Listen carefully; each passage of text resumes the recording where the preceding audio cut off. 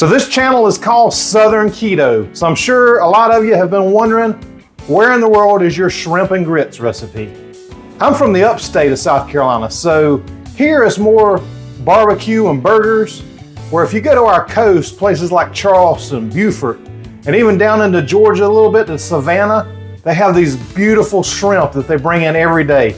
You can sit out and watch the shrimp boats come in with a fresh catch, and there's nothing better than fresh shrimp along with some grits. Now, if you're not from the South, you may be thinking, what in the world is a grit? Well, grits is a Southern recipe. It's kind of like polenta, and instead of a small grind of corn, they make a really big, coarse grind of corn. We've got a lot of these corn mills still around that you can go and check out how they use these giant stones to crush the corn. And grits are just creamy and delicious, kind of like the polenta, but a lot thicker, this great texture that sets up these shrimp perfectly. But why are we talking about corn? My grits aren't made with corn. What are they made with? I'm gonna show you, and I'm gonna show you my secret ingredient that makes them so delicious, you won't know the difference between those and regular grits. Stick around.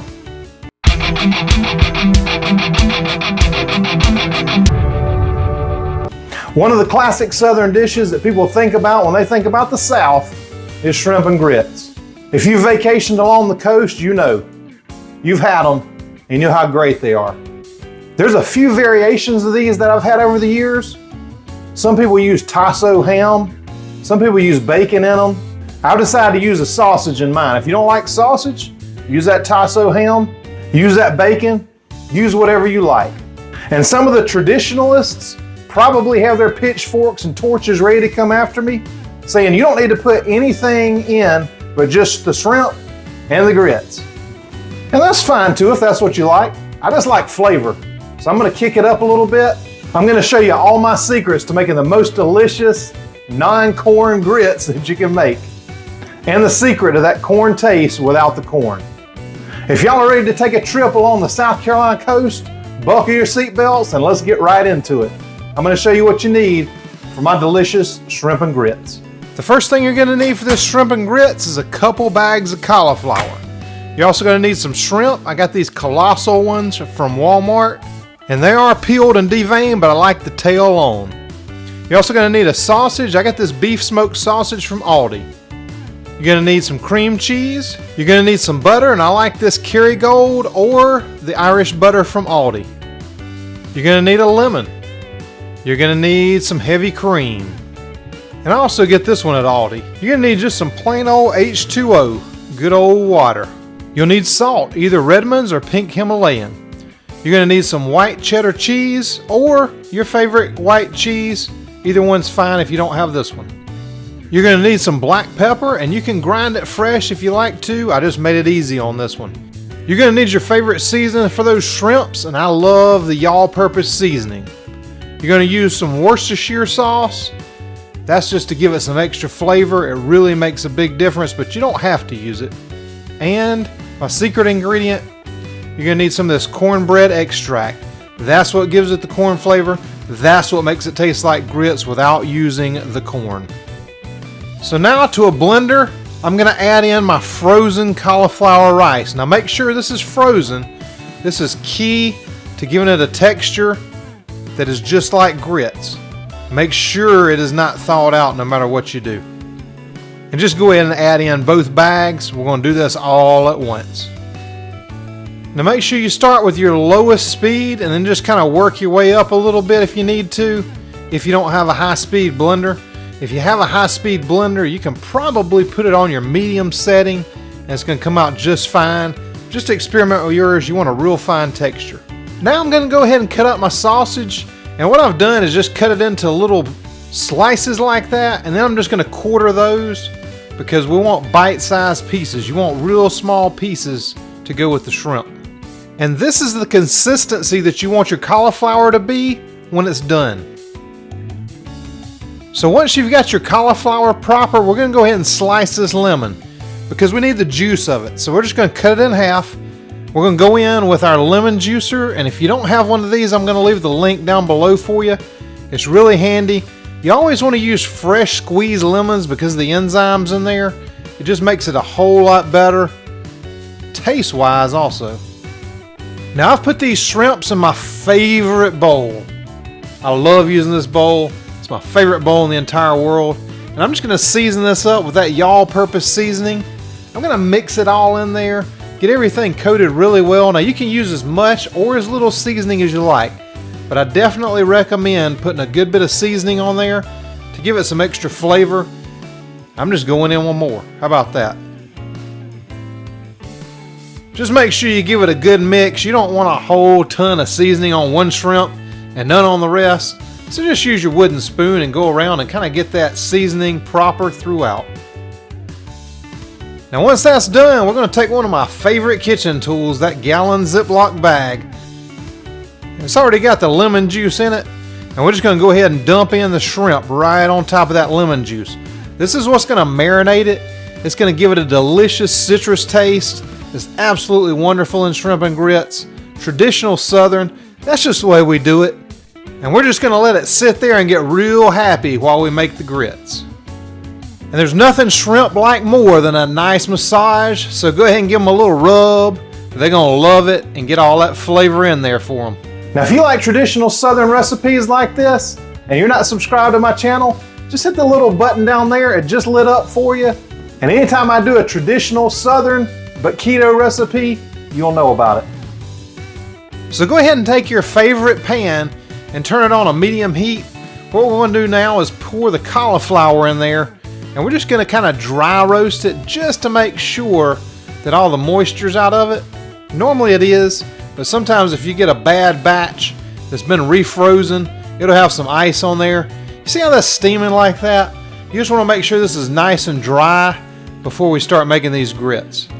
Break up any small chunks that you might have. Give it a good stir and kind of keep moving it around. You don't want it to sit there. You don't want it to get brown because grits are not brown. So if you brown it, no problem. It's not going to affect the taste.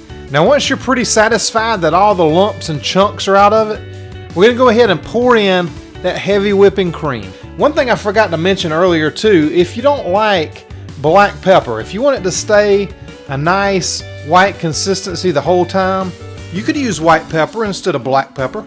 Now it's time to dump in our butter, and then of course we got to season it. So we're going to go ahead and put in the salt and pepper now. And now it's time to put in our secret weapon in the battle against carbs, the cornbread extract. I like to put it in now because it gives it a good chance to incorporate while this is heating up. Get all the way through this cauliflower, blend really good in with the salt and pepper, and just get that flavor proper just the way it's supposed to be. Now remember, this is going to thicken up a little bit as it cooks, so now's the time to make the decision. If you want it a little bit thinner, use some more heavy cream. It's time to start on these beautiful shrimp. Now I'm using bacon grease to cook these. You could use lard, you could use beef tallow, but I really believe that for that depth of flavor and that true traditional Southern taste, you really need to use bacon grease. Now I used a good bit. I like a good bit of flavor. If you don't like that much, don't worry about it. Don't use that much. You can also use olive oil or avocado oil if you want to, but bacon grease is going to make it have inner peace. Now once that bacon grease has gotten hot, and I've got this on a medium heat, it's going to start smoking a little bit. I'm going to put that sausage in. I'm going to brown this sausage up proper. I mean, it's just another layer of flavor. You can use bacon again, like I said. You could use the ham, the tasso ham, but to me, nothing says shrimp and grits like a little bit of sausage in there on the side. It's traditional. It's the way they do it in the low country. When I'm down there visiting my family, this is what they do. Sausage. Oh man, this is going to be so good. We're going to cook this for a little bit, let it get nice and brown and a little bit crispy, and add all that flavor. And I'm going to show you what it looks like when we're ready to go to the next step. And don't forget about your grits over there. Give them a stir every once in a while, because like I said, you don't want them to brown. You want to keep that really nice, really white, just like the white corn grits that we're used to down here. Can you smell that? Well, probably not, but it's getting right in here. Now that's not how cooked we want it yet, it's going to get more brown. I'll show you what it looks like, but just keep stirring it too. And it's time to taste those grits. It's getting pretty proper in there. You see them boiling away. I didn't think it was quite salty enough, so I'm going to add some salt.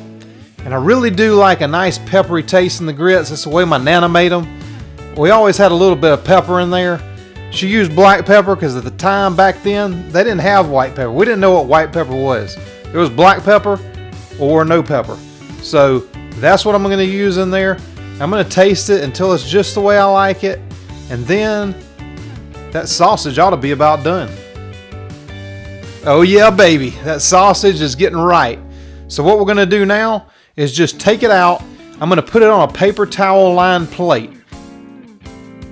And I'm using a slotted spoon because I want to keep all that delicious grease right there in the cast iron skillet to add the flavor. So I'm just going to dip it out. Use whatever kind of slotted spoon you have. This one works really good for it.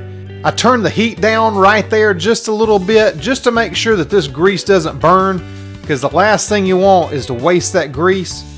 But man, look how delicious that looks. That's nice. It's got a crispy skin on the outside, and it's going to be really good once we put it back in the shrimp and grits. Now whatever you do, don't throw away that grease. We've got that bacon in there. We've got that sausage taste in there. And now we got to go in with these shrimp to give them some flavor. I just dump in all of it. The lemon juice, the seasonings, dump it all in there. We got layers of flavor that we're building up here. It's not about complex ingredients. It's about really good, simple ingredients that go well together and make this shrimp and grits a delicious Southern classic that you're going to love. Now I'm going to cook these shrimp for just a couple minutes on each side. And I don't know if you know it or not, but they've got a built-in thermometer. Once they turn a little bit pink, they're done. And we want them just to barely be pink because we're going to actually add these shrimp back in. Once we make a pan sauce, we're going to add them back into it. So you just want to cook them through. You don't want them to be fully done, just almost done. So if you can see the pink on there, their little internal thermometer lets you know when it's time. But just make sure that it's barely cooked. You don't want to overcook these shrimp unless you like eating rubber. And if you like the taste and texture of rubber, just get you a cheap pair of flip-flops at Walmart. It's going to be a lot less expensive than you ruining this shrimp by turning it into rubber. So after about a minute and a half, maybe 2 minutes on the other side, we're going to go ahead and take these out also. Use that slotted spoon. Keep all that pan juice in there. It's very important because we're making a pan sauce now that's really going to kick it up. So just put it right there on top of the sausage. Leave all the juices in there. Again, don't throw them away. But look how wonderful that looks. I mean, that's just, oh, that's some good stuff. If you've never had shrimp and grits before, you've never been down to the coast of South Carolina, don't worry about it. Just follow this recipe, save yourself the carbs, and I promise you it's going to be just as good. So let's go back to the grits and dump in that cream cheese. We're just going to start to incorporate that. That's going to make a creamy texture inside these grits, just like traditional Southern grits. And while we're at it, let's go in with a little bit of cheese. Now cheese is optional in this. Some places use cheesy grits. Some places or people use regular plain grits. It's whatever you like, whatever your taste buds are craving. I like the cheese in there. If you don't do cheese, don't do the cheese, but you know, you got the cream cheese in there already, so you might as well. And it's going to just make it delicious. It really complements that shrimp and sausage really well. I think you'll like it if you go ahead and try the cheese in it, if you can have cheese. So now if you're ready, we can go ahead and build our pan sauce to add on to those layers of flavor. So we're going to take those pan juices and we're going to add some water right in there and give it a nice little stir. And then we're going to add in one of my favorite ingredients for some great seafood flavor. It's Worcestershire sauce. Now, you can also use a shrimp stock in here, but I feel like that the anchovy taste from this Worcestershire sauce gives it just the right amount of kick, a little unexpected depth of flavor, and just something that if you didn't have it in there, you probably wouldn't miss it. But when it's in there, you're like, oh man, what does that taste? I like it. Now I'm going to turn this up to high because we need to cook this down. We're concentrating all the flavors of this. We're going to need to thicken it up a little bit, evaporate off a lot of that water. and just concentrate the flavors to make the pan sauce to put the shrimp and the sausage back in. Now at this point, we're going to go ahead and add in our butter to the pan sauce. I mean, can you really have too much butter? And I know we put it in the grits, but I feel like everything needs to match. So we're just going to make it match, melt this butter down, and let that flavor continue to concentrate and that water continue to cook off so that we get a nice pan sauce to put our shrimp and sausage in. And we're about ready to serve this thing. And once that pan sauce is looking like this, and you can run your wooden spoon along the bottom and you can see where it just kind of holds there for a minute, it's ready. So at that point, we're going to put our shrimp and our sausage back in just for a minute or two to heat it back up so that we can serve these delicious shrimp and grits. Hope y'all are enjoying this video. I'm going to show you what it looks like when we plate it up.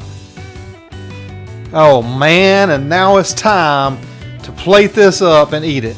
Now I'm not doing anything too fancy with this. You can fancy it up as much as you like.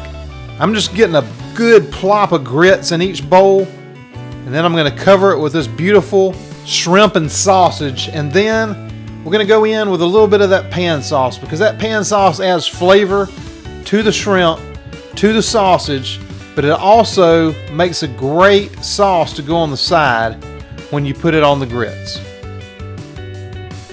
Man, will you look at that? If you want to know what life is like along the coast of South Carolina, this whole area down here, make these shrimp and grits and take a little southern keto vacation with me right on the coast. If you like the shrimp and grits recipe, I'm going to put some more recipes right over there of some traditional southern favorites that you're going to love. Y'all please leave me a comment when you make this shrimp and grits. Let me know how you like it. Thanks for sharing all my videos and liking them, and I really do appreciate the comments. I love reading them, good or bad. Just don't be attacking people because of their choice of ingredients.